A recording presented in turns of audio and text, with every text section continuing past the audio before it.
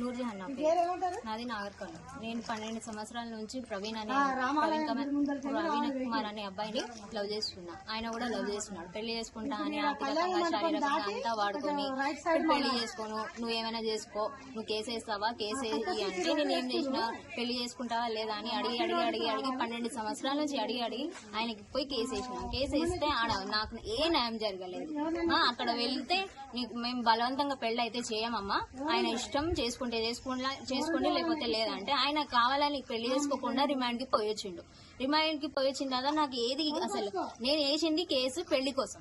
పెళ్లి చేసుకుని ఆయన సంసారం చేయాలి కదా. 2 సార్లు అబార్షన్ చేపించి అంతా వాడుకొని అంతా తీసి టిష్యూ పేపర్ లాగా ఎప్పుడు వచ్చినప్పుడు టిష్యూ పేపర్ లాగా వాడుకొని అంతా చేసి ఇప్పుడు ఏం చేయాలి నేను? నాకు ఏ సపోర్ట్ లేదు. నేను ఇండిపెండెంట్ గా వచ్చిన.